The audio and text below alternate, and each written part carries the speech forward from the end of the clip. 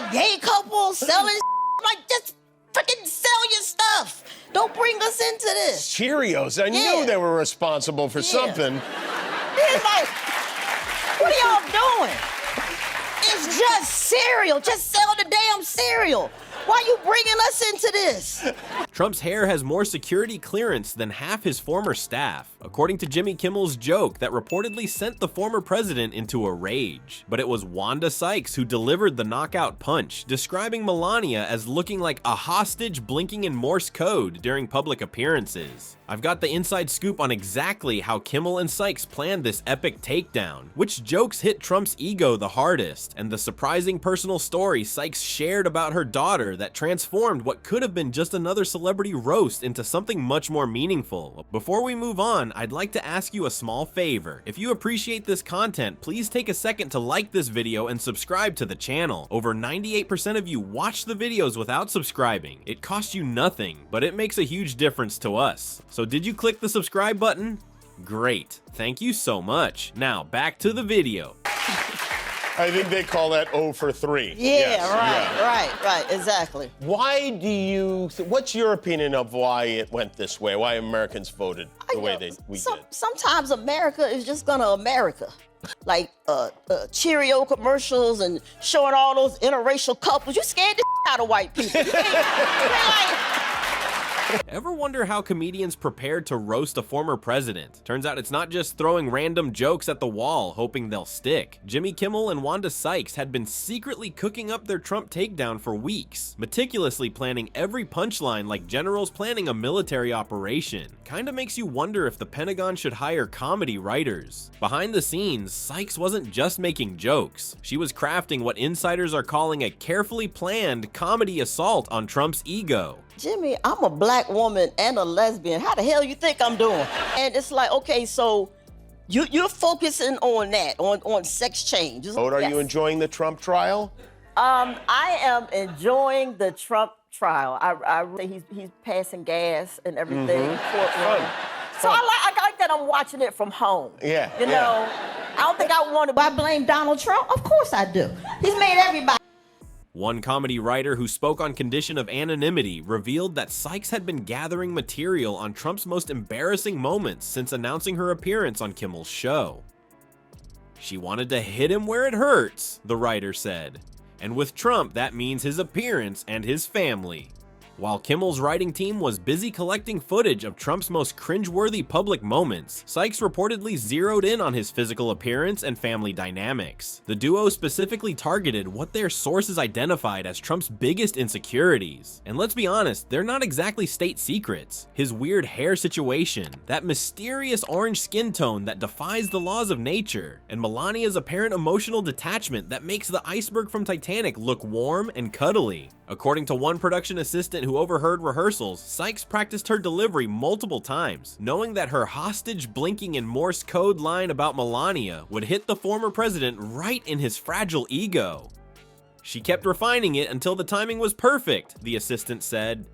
She knew that one would drive Orange Turd crazy. The comedians wanted every joke to land with surgical precision. Kimmel's writing room reportedly turned into a Trump joke factory, with the team workshopping over 50 different Trump-related punchlines before selecting the ones they believed would cause maximum irritation. We ranked them by how likely they were to make his face do that weird pursed lip thing, one writer reportedly said. The jokes that made the final cut were selected specifically because they touched on Trump's most sensitive areas: his wealth, his intelligence, and his popularity. Comedy insiders also revealed that Sykes specifically chose to mention Tiffany Trump's Secret Service detail as a strategic comedy move. It wasn't just a random joke, explained a veteran comedy writer familiar with the process. Wanda wanted to highlight the absurdity of government waste while also reminding everyone that Trump has a daughter he barely acknowledges. Talk about killing two birds with one stone, or in Trump's case, hitting two insecurities with one punchline. The planning didn't stop with just gathering material. The comedians carefully structured their routine to balance political commentary with personal insults. One writer described their approach as creating death by 1,000 punchlines. No single joke would be devastating, but the cumulative effect would be impossible for Trump to ignore. They wanted to make sure he couldn't just brush it off, the writer explained. By hitting him from so many angles, they knew he'd eventually crack.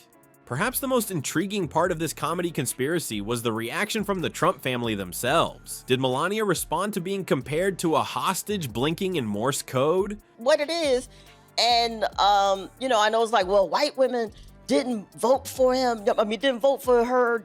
So why is white women, the majority of white women, not voting for another woman? I'm like, y'all need to watch more Bravo. But I mean,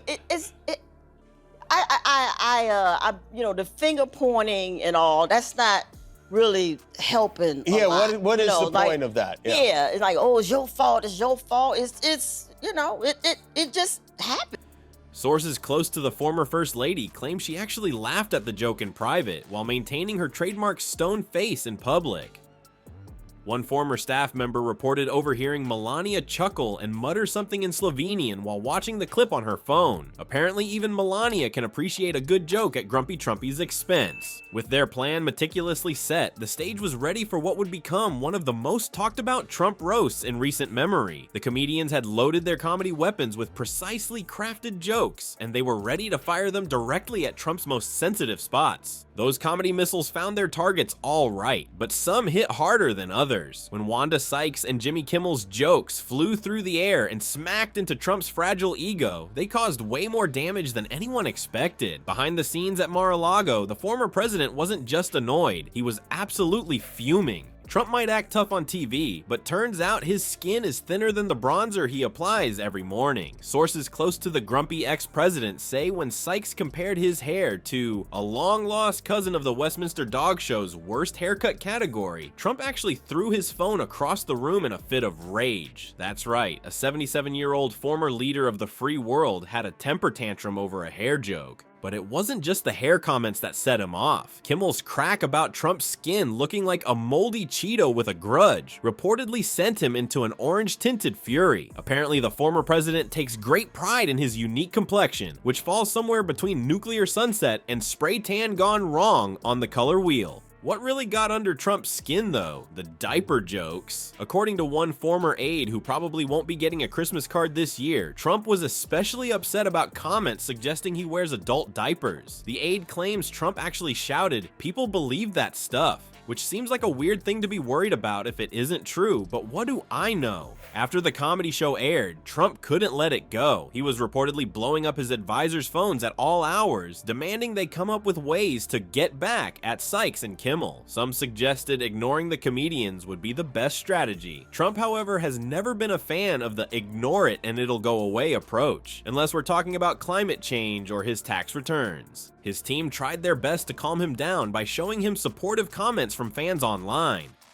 "Look, sir, at MAGA Forever 69 says you're the greatest president ever, and Sykes is just jealous." But Trump kept circling back to the jokes that wounded him most deeply. It's almost like positive reinforcement can't erase the sting of truth-based comedy. Who knew? The aftermath wasn't just your typical Trump Twitter tantrum, though those were definitely happening too. This was a full-blown meltdown that lasted over 2 hours, according to 3 different sources who probably wish they could unsee what they witnessed. Trump reportedly paced around, face getting redder by the minute, ranting about how comedians shouldn't be allowed to say such things about a former president. At one point, Trump allegedly suggested suing both comedians for defamation, which shows a fundamental misunderstanding of both comedy and defamation laws. Thankfully, someone with actual legal knowledge talked him down before any lawsuits could be filed. Can you imagine the discovery phase of that trial? Your Honor, I'd like to enter into evidence this hair sample to prove it is not related to any Westminster Dog Show participant.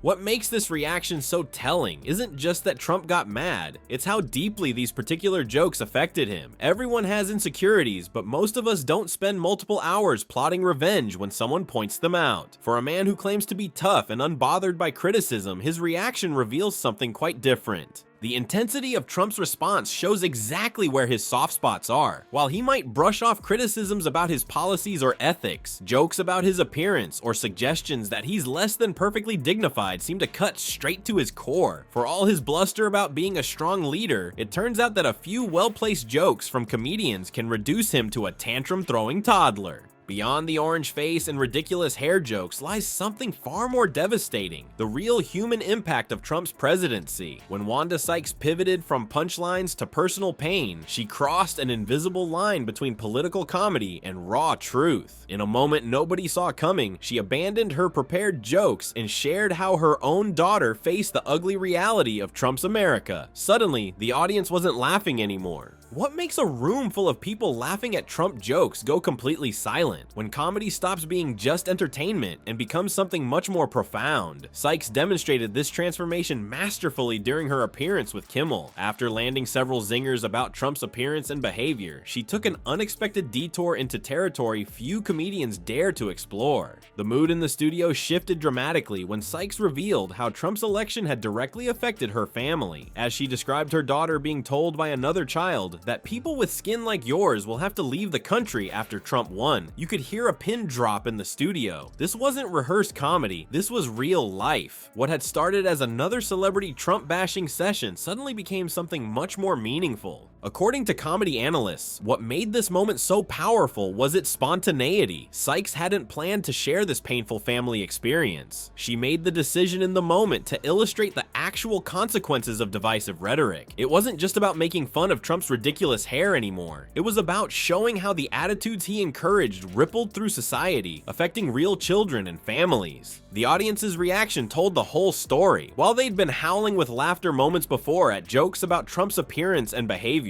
they now sat in thoughtful silence. Some viewers were visibly emotional as Sykes spoke about her daughter's experience. The comedy had transformed into something else entirely, a moment of genuine human connection and reflection. Even Jimmy Kimmel, who's built a career on mockery and satire, appeared genuinely moved by Sykes' revelation. Known for occasionally getting emotional during serious segments on his show, Kimmel's reaction underscored just how powerful this unscripted moment had become. It wasn't just another celebrity guest telling funny stories. It was a mother sharing how political rhetoric had hurt her child. The significance of this shift cannot be overstated. While comedians routinely skewer politicians, they rarely connect those critiques to the lived experiences of ordinary Americans. By sharing her daughter's story, Sykes elevated what could have been just another Trump roast into something far more consequential, a commentary on how the words of powerful people create real-world consequences. This transformation from comedy to commentary represents a growing trend in political humor. Rather than simply mocking figures like Trump for easy laughs, comedians are increasingly using their platforms to highlight deeper societal issues. Sykes demonstrated how effective this approach can be, particularly when it comes from a place of personal experience rather than just partisan politics. What's particularly notable about this moment is how it resonated with the audience compared to the traditional jokes. While people laughed at Sykes' clever insults about Trump's appearance, it was this personal story that received the strongest reaction of the night. After the initial shocked silence, the audience responded with what observers described as the loudest applause of the entire segment. The honest, vulnerable moment connected with people in a way that even the best crafted punchlines couldn't match. By sharing her daughter's experience, Sykes did something far more impactful than just making people laugh at Trump's expense. She created a moment that forced viewers to confront the human cost of divisive political rhetoric. It wasn't just about poking fun at an orange man's tantrums anymore. It was about understanding how those tantrums and the attitudes behind them affect real people, particularly children, who absorb and internalize the messages around them. Comedy writers have noted that Sykes' approach represented a masterclass in using humor as a gateway to more serious discussions. She started with the easy jokes, the ones about appearance and behavior that audiences expect, before transitioning into territory that challenged them to think more deeply. This skillful navigation between humor and heartbreak is what elevated her performance beyond standard political comedy. So what's the real story here? In our democracy, political comedians like Sykes and Kimmel aren't just entertainers, they're truth tellers with punchlines. Their jabs at Trump served a bigger purpose beyond making us laugh our butts off. When powerful people like Trump throw massive tantrums over jokes, it actually proves why we need comedy more than ever. As one comedy expert put it, when the powerful can't take a joke, it underscores the necessity of comedians in society to hold them accountable.